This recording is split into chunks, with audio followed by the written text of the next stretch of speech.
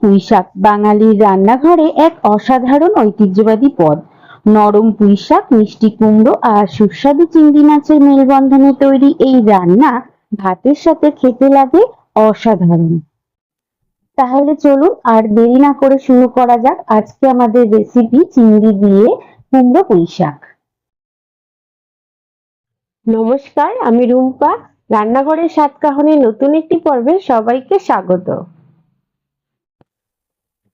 চিংড়ি পুঁইশাক তৈরি করার জন্য আমি এখানে 4টি মাঝারি মাপের আলু নিয়ে নিয়েছি। আর আলুগুলোকে আমি ডুমো ডুমো করে কেটে নিয়েছিলাম। এখন আমি একটা পাত্র নিয়ে নিয়েছি, সমস্ত আলুগুলোকে ওই পাত্রের মধ্যে নিয়ে নেব।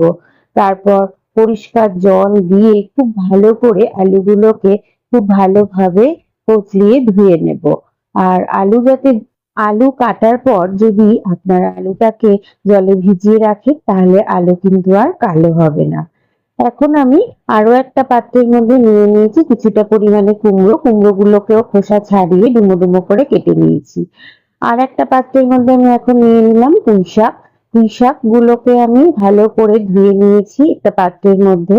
আর যে ডাঁটাগুলো মাঝখান থেকে আমি একটু করে চিড়ে নিয়েছি। আর নিয়ে নিয়েছি এখানে 250 গ্রাম মতো চিংড়ি মাছটাকেও খুব ভালো করে খোসা ছাড়িয়ে মাথা এবং লেজটাকে বাদ দিয়ে খুব ভালো করে ধুয়ে পরিষ্কার করে নিয়েছি। এখন আমি একটা পাত্র নিয়ে নেব, সেই পাত্রের মধ্যে সমস্ত চিংড়ি মাছগুলোকে দিয়ে তার মধ্যে সামান্য একটু নুন এবং সামান্য একটু হলুদ দিয়ে খুব ভালো করে চিংড়ি মাছগুলোকে মাখিয়ে আমি 10 মিনিটের জন্য ঢাকা দিয়ে রেখে দেবো।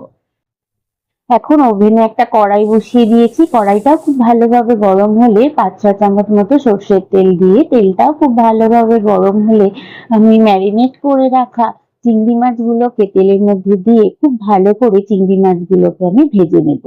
মাছের দুটো পিঠ খুব ভালোভাবে ভাজা হয়ে গেলে একটা পাত্রের মধ্যে মাছগুলোকে আমি সমস্ত তুলে নেব। আর চিংড়ি মাছগুলো দেখুন আমি একটু লালচে করেই কিন্তু চিংড়ি মাছের দুটো পিঠই ভেজে নিয়েছি।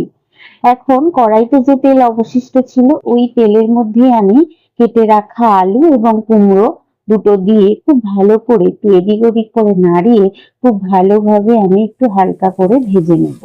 আর এখন কিন্তু আমি এখানে নুন হলুদ দিলাম না, আপনারা চাইলে এখানে সামান্য একটু নুন হলুদও দিতে পারেন। আমি একটু হালকা ভেজে নেওয়ার পর আলু আর কুমড়োটাকে একটা পাত্রের মধ্যে তুলে নিয়েছি। ওই কড়াইয়ের মধ্যে দিয়ে দিলাম আরো 3-4 চামচ মতো সর্ষের তেল। তারপর দিলাম 1 চামচ মতো পাঁচফোড়ন ও 2টো শুকনো লঙ্কা।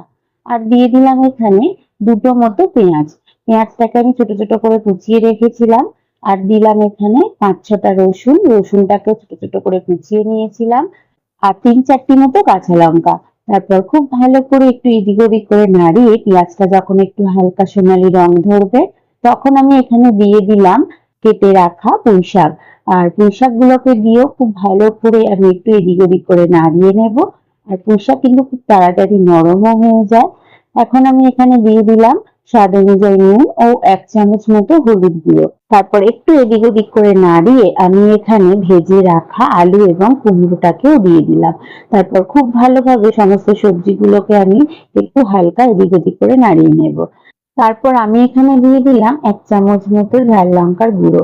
তারপর খুব ভালোভাবে সবজিটাকে মিশিয়ে নেব। 4 থেকে 5 মিনিট মতো লো ফ্লেমে আমি সবজিটাকে একটু এদিক ওদিক করে রান্না করে নিয়েছিলাম। তারপর এখানে আমি দিয়ে দিলাম ভেজে রাখা চিংড়ি মাছটাকে দিয়েও খুব ভালো করে আমি সবজিগুলোর সাথে মিশিয়ে নেব।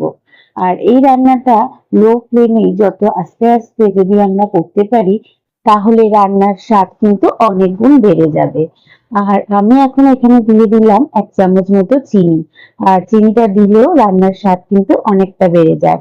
আপনারা চাইলে চিনিটাও স্কিপ করতে পারেন। খুব ভালোভাবে সবজিটাকে একটু এদিক ওদিক করে নাড়ানোর পর আমি এখন এখানে দিয়ে দেব আগে থেকে রোস্ট করে রাখা জিরে, ধনে এবং শুকনো লঙ্কার গুঁড়ো। তারপর খুব ভালোভাবে আবারও সবজিগুলোর সাথে মশলাগুলোকে আমি একটু কষিয়ে নেব। আর যত ভালোভাবে মশলাগুলোকে কষিয়ে সবজিগুলোর সাথে রান্না করা যাবে রান্নার স্বাদ কিন্তু ততটাই বাড়বে। এখন আমি এখানে সামান্য একটুখানি জল দিয়ে দিলাম।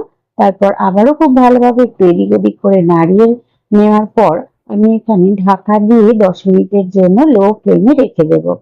10 মিনিট পর ঢাকনা খুলে আমি আবারও সবজিগুলোকে একটু এদিক ওদিক করে নাড়িয়ে নেব।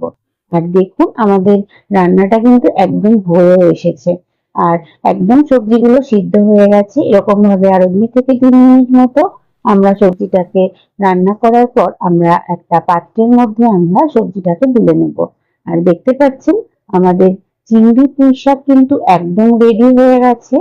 আর এটি গরম ভাতের সাথে খেতে জাস্ট দুর্দান্ত লাগে। তাহলে আমার আজকের রেসিপিটি কেমন লাগলো? ভালো লাগলে অবশ্যই আমাকে একটা কমেন্ট করে জানাবেন। সেই সঙ্গে লাইক, শেয়ার এবং আমার চ্যানেলে নতুন বন্ধু হয়ে থাকলে সাবস্ক্রাইব করার অনুরোধ রইল। সবাই খুব ভালো থাকবেন, সুস্থ থাকবেন এবং কাছের মানুষকে ভালো রাখার চেষ্টা করবেন। আবার খুব তাড়াতাড়ি ফিরে আসছি নতুন কোনো রেসিপি নিয়ে। ততক্ষণের জন্য সঙ্গে থাকুন এবং সঙ্গে রাখুন রান্নাঘরের স্বাদ কাহন।